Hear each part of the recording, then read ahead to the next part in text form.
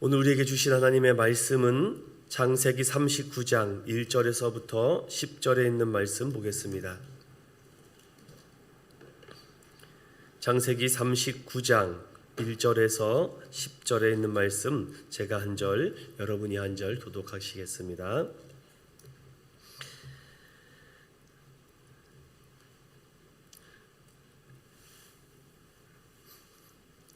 요셉이 이끌려 애굽에 내려가매 바로의 신하 친위대장 애굽사랑 보디발이 그를 그리로 데려간 이스마엘 사람 손에서 요셉을 사니라. 여호와께서 요셉과 함께 하심으로 그가 형통한 자가 되어 그의 주인 애굽 사람의 집에 있으니 그의 주인이 여호와께서 그와 함께 하심을 보며 또 여호와께서 그의 범사에 형통하게 하심을 보았더라. 요셉이 그의 주인에게 은혜를 입어 섬김에 그가 요셉을 가정총무로 삼고 자기의 소유를 다 그의 손에 위탁하니 그가 요셉에게 자기의 집과 그의 모든 소유물을 주관하게 할 때부터 여호와께서 요셉을 위하여 그 애굽 사람의 집에 복을 내리심으로 여호와의 복이 그의 집과 밭에 있는 모든 소유에 미친지라. 주인이 그의 소유를 다 요셉의 손에 위탁하고 자기가 먹는 음식 외에는 간섭하지 아니하였더라. 요셉은 옥모가 빼어나고 아름다웠더라.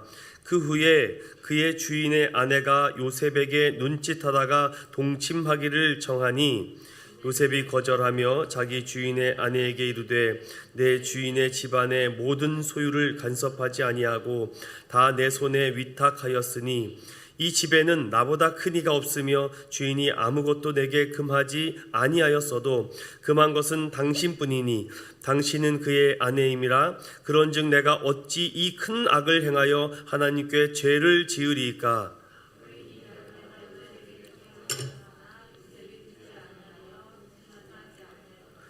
함께 있지도 아니하니라. 아멘. 우리 자업분들과 이렇게 인사해 보겠습니다. 사랑합니다. 축복합니다. 우리 인천은연교회가 정말 하나님께서 큰 은혜와 축복을 주실 것 같습니다. 아멘.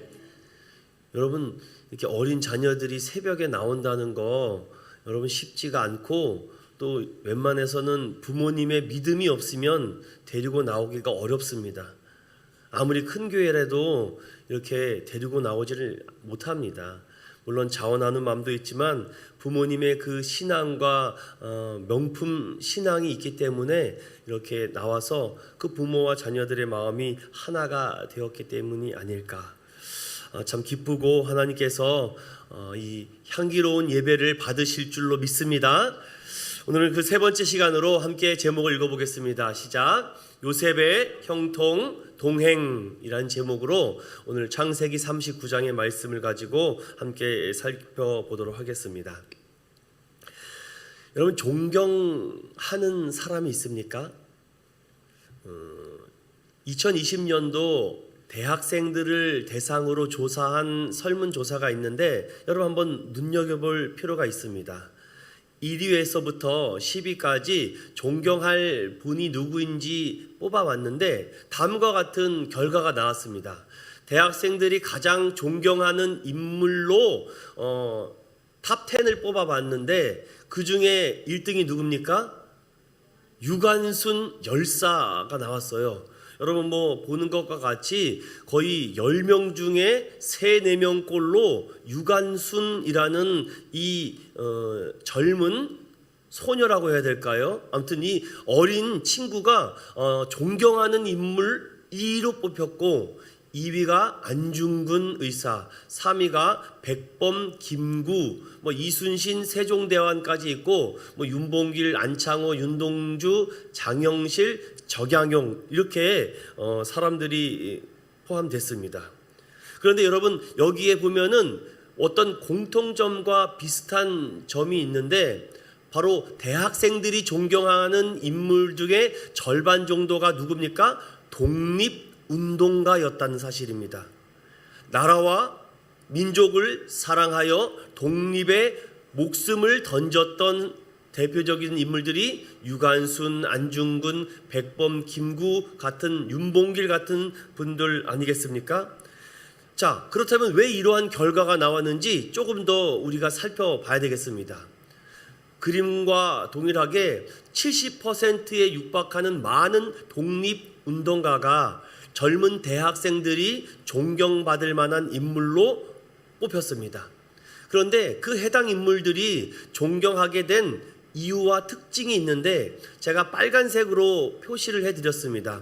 거의 100% 중에 45%가 신념, 그 독립운동가와 내가 존경할 만한 사람들의 신념 때문에 내가 그 사람을 뽑았다라고 얘기하며, 또한 그들의 용기가 거의 40%, 또한 정의감, 이것이 26%를 차지하고 있습니다. 다 앞에만 봐도 거의 90%에 육박하는 것이 신념과 용기와 정의감 때문에 그들을 선택했다라고 합니다.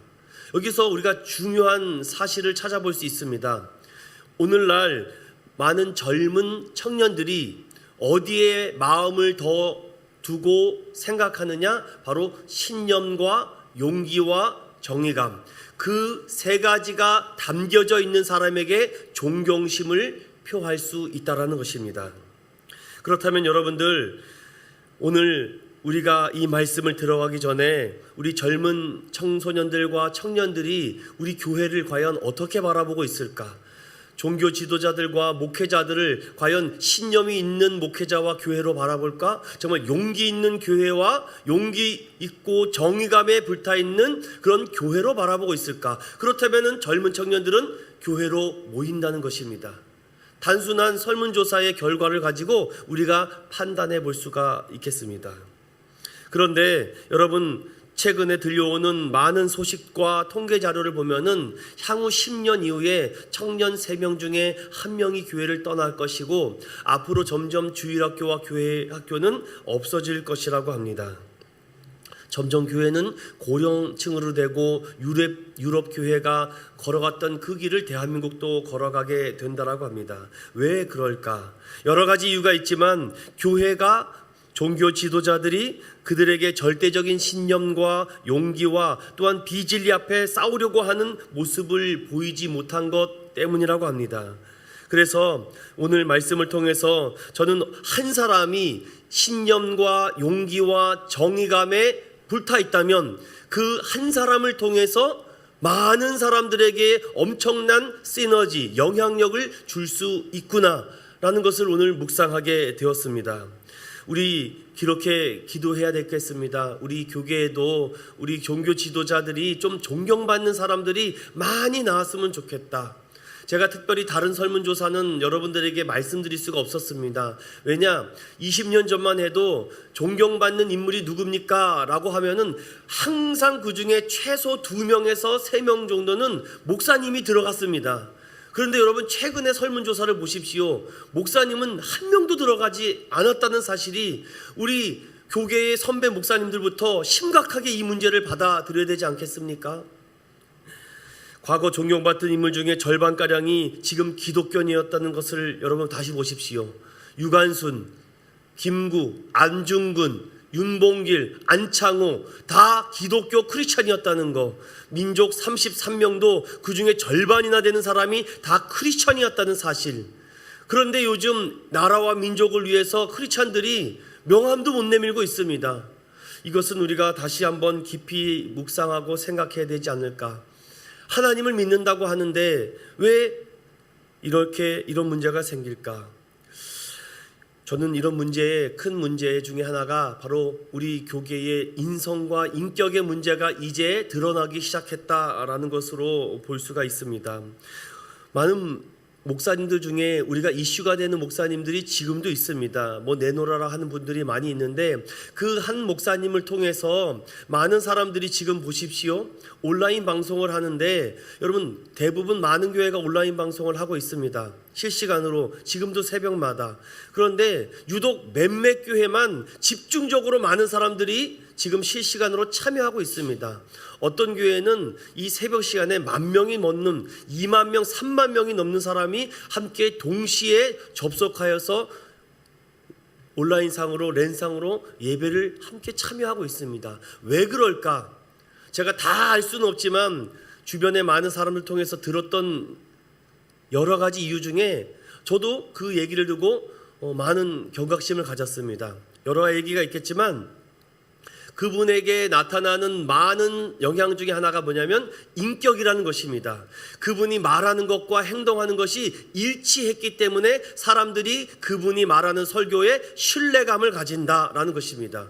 그리고 그분이 한 말에 대해서 그분이 그렇게 행동했기 때문에 그들이 그 설교에 대한 신뢰를 더 높게 산다라고 합니다.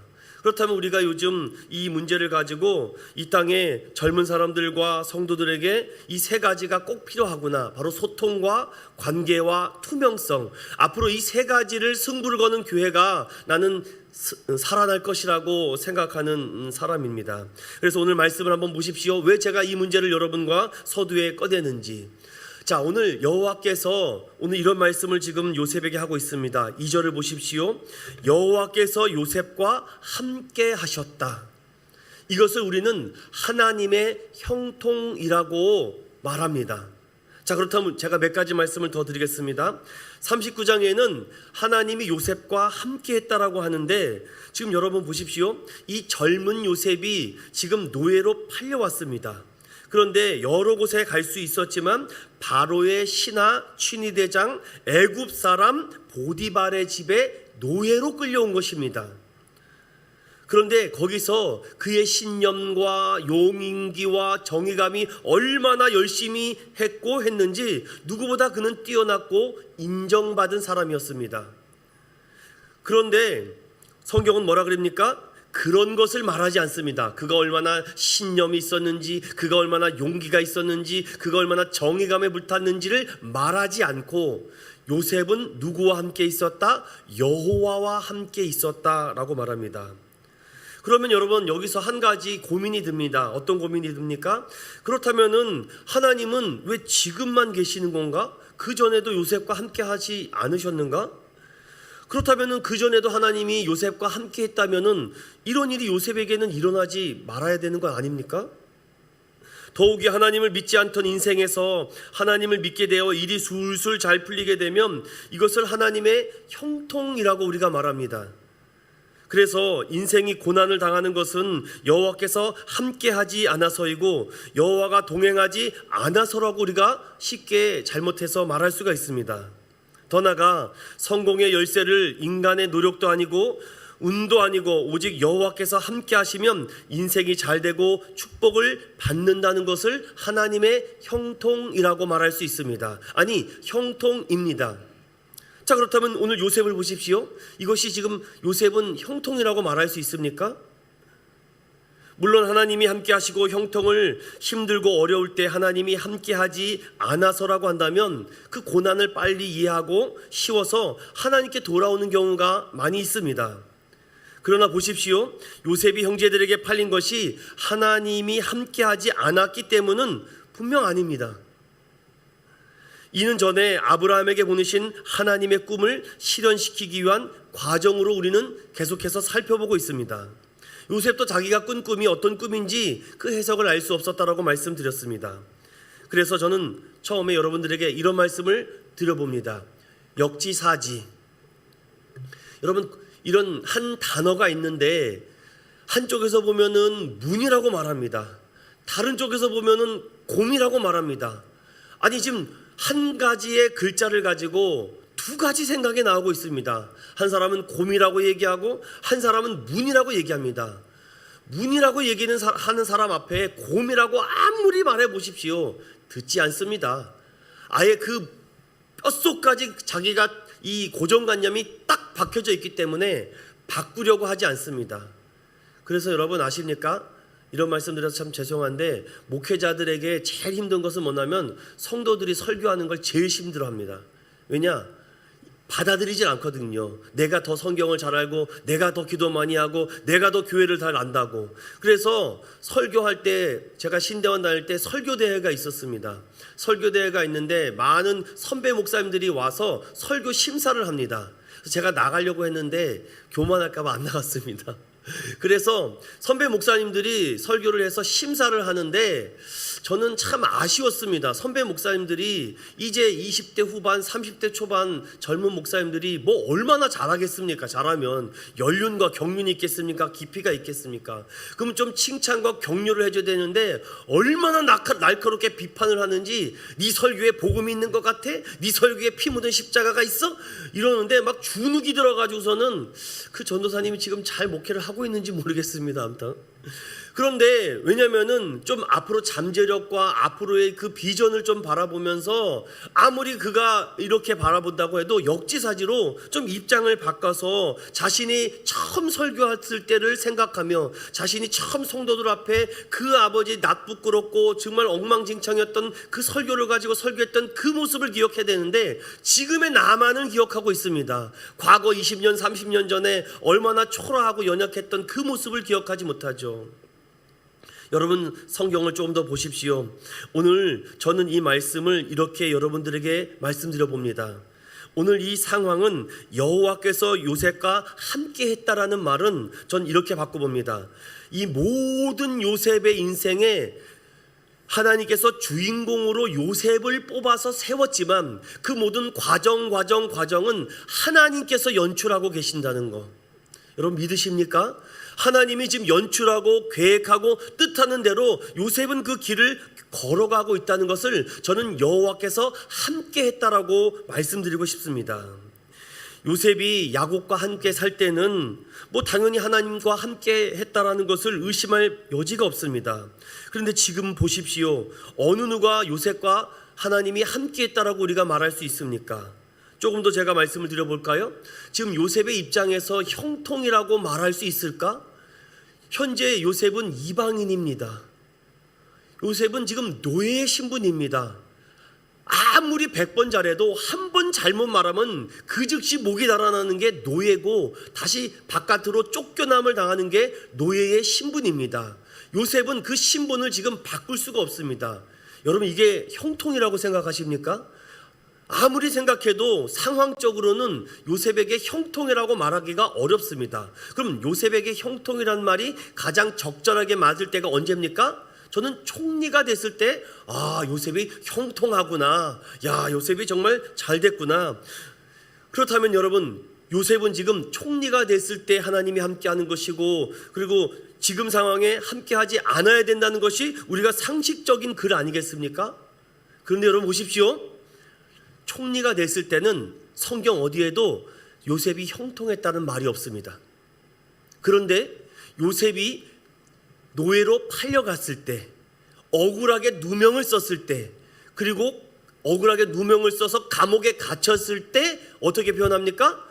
하나님이 요셉과 함께 하셨다, 하나님이 그에게 형통케 하셨다라고 얘기합니다. 여러분이, 저와 여러분이 생각하는 그 형통의 개념과 성경이 말하는 그 형통이 완전히 다릅니다. 우리가 평안하고 큰 문제가 없을 때는 하나님이 함께 하심을 당연히 여깁니다. 그런데 고난 중에는 하나님이 함께 하심을 의심하게 됩니다. 하나님이 함께 하심을 믿는 자라면 평안할 때 당연히 함께 하심을 믿고 고난 당할 때 더욱 함께 하심을 믿어야 되는 것 아닙니까? 분명한 사실은 형통에는 하나님이 함께 하심을 알면서 고난 중에 하나님이 함께 하지 않고 형통하면 하나님이 함께 하심을 증거한 것이 아니었다는 말씀입니다. 여러분, 나름대로 요셉이 살려고 얼마나 발버둥을 쳤겠습니까? 그가 억울하게 팔려왔지만 그는 나름대로 인정받고 신념과 용기와 정의감에 불태서 다른 노예들보다는 육체적인 노동을 덜하여 인정받아 가정 총무가 되었습니다. 이런 상황을 형통이라고 생각합니까? 나는 저 노예보다는 조금 일을 더 할래, 나는 저 노예보다는 그래도 돈을 100만 원 더 받아, 이것이 형통이라고 생각하십니까? 우리 예슬이가 고개를 흔드는 거 보니까 지금 성령이 임하신 것 같습니다. 여러분, 우리가 그렇게 이해하기 쉽다는 겁니다. 나는 저 성도들보다는 조금 좋은 집에 살아, 나는 저 성도보다는 좀 좋은 차를 타, 나는 그래도 저 성도보다는 좀 나아. 그럼 그것이 하나님의 형통입니까? 우리가 지금 그러한 믿음과 생각으로 생각합니다. 물론 그것을 형통이라고 말할 수 있습니다.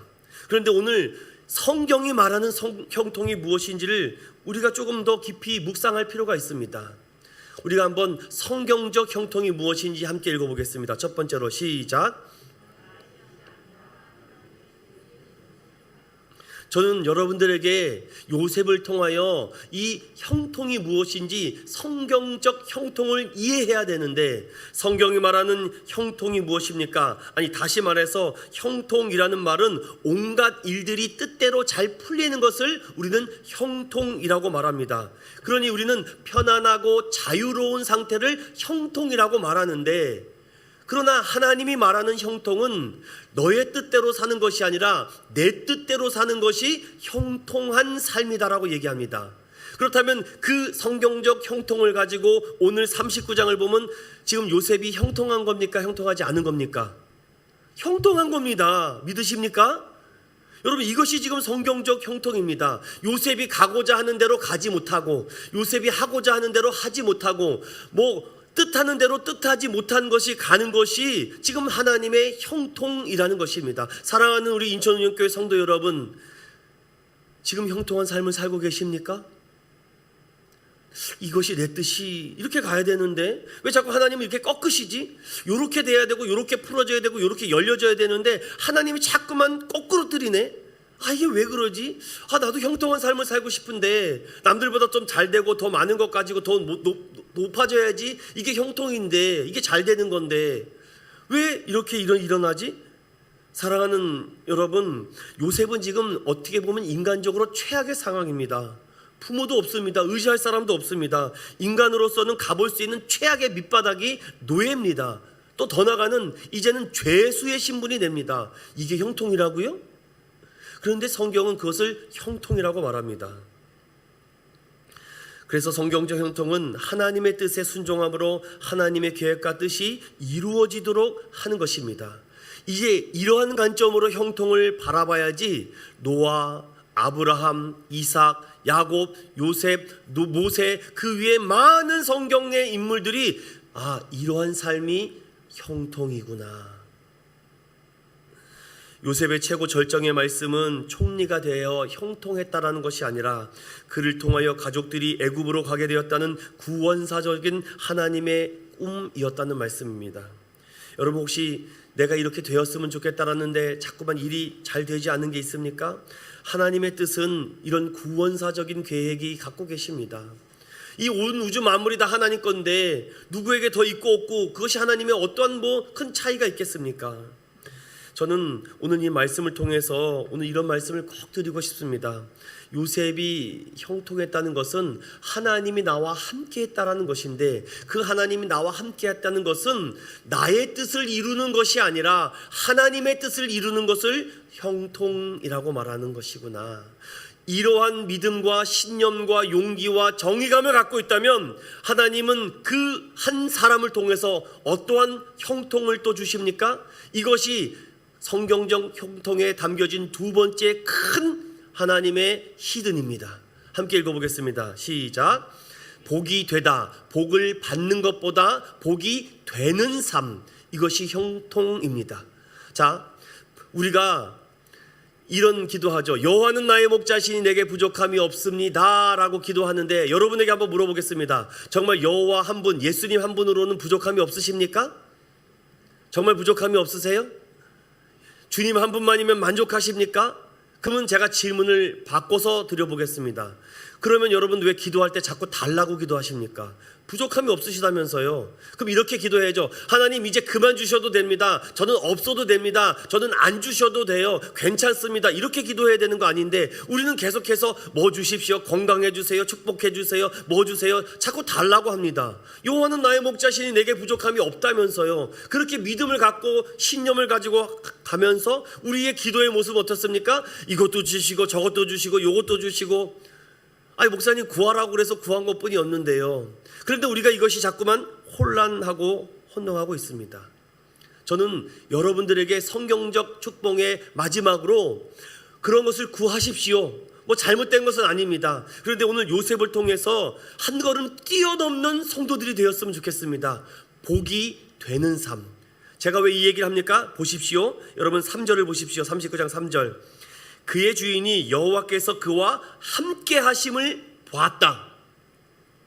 그랬더니 여호와께서 그의 범사에 형통하게 하심을 보았다. 지금 이거는 요셉의 입장입니까? 보디발의 입장입니까? 보디발의 입장입니다. 아니 보니까 저게 노예고 이방인이고 정말 무약하고 연약한 사람인데 그가 하는 일이 보면 잘 돼요. 그가 뭐 손대는 일이면 잘 풀려요. 개인적인 축복을 받습니까? 지금 요셉이 잘 되면서 누가 축복을 받습니까? 보디발이 축복받습니다. 여러분 따라는 오고 계시죠? 제가 지금 무슨 말을 하는지. 자, 요셉이 하나님의 형통을 받으니까 어느 가정에 복을 받습니까? 보디발의 가정에 복을 받습니다. 자, 더 보십시다. 4절에 요셉이 그의 주인에게 은혜를 입어 섬김에 그가 요셉을 가정총무로 삼고 자기의 소유를 다 그의 손에 위탁하니 그가 요셉에게 자기의 집과 그의 모든 소유물을 주관하게 한 때부터 여호와께서 요셉을 위하여 그 애굽 사람의 집에 무엇을 내리십니까? 복을 내리심으로. 이게 복이 되는 삶입니다. 우리 믿음의 사람은요, 사막 한가운데 갖다 놔도 복이 되는 사람이기 때문에 가면 거기서 물이 납니다. 믿으십니까? 이것이 성경적 형통입니다. 저는 우리 인천은행교회 성도들과 우리 사랑하는 어린이들이 복 주세요, 복 주세요. 물론 필요합니다. 그런데 이렇게 오늘 기도하십시오. 하나님, 우리 사랑하는 우리 누구누구가 복이 되는 삶이 되게 해달라고. 우리 누군가가 어디를 가면은 그 기업이 잘 되고, 그 가정이 잘 되고, 그 사업이 잘 되고, 아니 다 망할 것 같은데 이 사람만 가면은 잘 되는 거. 이것이 복이 되는 성경적 형통인 줄로 믿습니다. 이것을 붙잡으면요, 뭐 복 달라고 구하지 않습니다. 하나님, 나와 함께 하시면 나의 인생길에 형통함을 주세요. 하나님 동행하시면, 여러분 이 보디발의 집에 요셉을 위하여 그 집에 복을 내리심으로 여호와의 복이 그의 집과 밭에 있는 모든 소유물에 미칩니다. 요셉이 가는 걸음걸음마다 복입니다. 전 우리 집사님들, 특별히 우리 남자 집사님들이 이런 축복을 받았으면 좋겠습니다. 내가 어떻게 하려고 하는 것이 아니라, 나의 뜻이 아니라 하나님 이 사업과 이 기업과 이것이 하나님 이 선교의 기업이 되게 하시고 정말 전도할 수 있는 문이 되게 하시고, 하나님 요셉을 통하여 가족을 구원하고 민족을 구원하여 온 이스라엘 민족을 회복해 주시지 않았습니까? 하나님 이 작은 기업이지만 이것을 통해서 저는 그런 또 꿈을 꿉니다. 목회자로서 하나님 인천은행교회가 내 꿈을 이루는 것이 아니라 이 교회를 통해서 하나님의 꿈을 이루게 해주시라고, 9월동, 남동구, 인천광역시, 아버지 서울시, 그리고 이 대한민국 열방을 품게 해달라고 좀 차원 높이 나가야 되지 않습니까? 그래서 가는 곳곳마다 우리 성도들이 움직이는 곳곳마다 복이 되는 성도, 복이 되는 교회에게 되게 해달라고. 이것이 성경적 축복 아니겠습니까? 요셉은 이러한 은혜를 깨닫기 시작합니다. 처음부터는 몰랐습니다. 가다 보니까. 그런데 그 과정이 쉬웠습니까? 어려웠습니다. 하지만 그는 코람데오 정신으로 가는 데마다 내가 어찌 하나님 앞에 범죄하리요. 오늘 저는 여러분들에게 요셉을 통한 첫 번째 교훈, 이 형통의 축복을 알았기 때문에 내 뜻을 이루는 것이 아니라 하나님의 뜻. 여러분 7절에 보면 그 후에 라는 말씀이 있는데 한 10년 정도 지난 것입니다. 지금 이해되십니까 여러분들? 17세에 잡혀와서 지금 그 후에 라고 말하면은 10년 정도가 지난 거예요. 그러면은 요셉이 지금 27살 정도가 된 것입니다. 얼마나 건강하고 멋지겠습니까? 그래서 성경은 요셉은 용모가 빼어나고 아름다웠다. 그러니 보디발의 아내가 얼마나 탐나겠습니까? 노예고 잘생기고 멋있고 똑똑하고 지혜로우니까 탐나잖아요. 그래서 어떻게 합니까? 그 요셉을 자기 것으로 만들어버리려고 탐하려고 하지만 요셉은 이렇게 말합니다. 내가 어찌 하나님이 보시고 있는데, 내가 지금까지 나와 형통과 함께 하신 은혜를 줬는데 내가 어찌 범죄하리요. 사랑하는 여러분, 오늘 요셉의 형통을 통해서 배울 수 있는 첫 번째 이 코람데오 정신을 잊으시기 말기 바랍니다. 또 하나는 함께 읽어보겠습니다. 시작. 하나님의 뜻을 이루고 복이 되는 삶이다. 오늘 여러분 때문에 불신자들이 복받기를 원합니다. 여러분 때문에 교회를 떠났던 사람이 다시 교회로 돌아올 줄로 믿습니다. 여러분 때문에 낙심했던 영혼이 다시금 내가 믿음을 가져봐야 되겠다는 고백이 있기를 축원드립니다. 이게 하나님의 형통입니다. 아멘.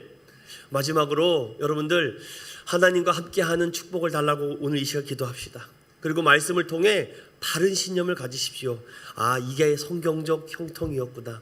그리고 그 하나님의 뜻을 온전히 이루어지기를 기도합시다. 복된 삶에서 복이 되는 삶을 살기를 원합니다. 하나님, 내가 예수 믿는 사람으로 살아가기를 원하는 것이 아니라 살아내야 됩니다. 나만 잘하면 뭐합니까? 나만 축복받으면 뭐합니까? 나 때문에 우리 부모가 복을 받아야죠. 나 때문에 우리 친척이 복을 받아야죠. 나 때문에 내 이웃과 내 자녀들이 복을 받아야죠. 나만 잘 되면 어떡합니까? 그건 성경적 형통이 아닙니다. 요셉을 통하여 보디발의 가정이 복을 받습니다. 내일 살펴보겠지만 요셉은 감옥에 갔는데도 요셉 때문에 그 감옥이 복을 받습니다. 사랑하는 여러분, 오늘 결론으로 복이 되는 삶, 하나님의 뜻을 이루고 예수 그리스도를 믿는 사람으로 살아내는 저와 여러분이 되시기를 예수 그리스도 이름으로 축원드립니다.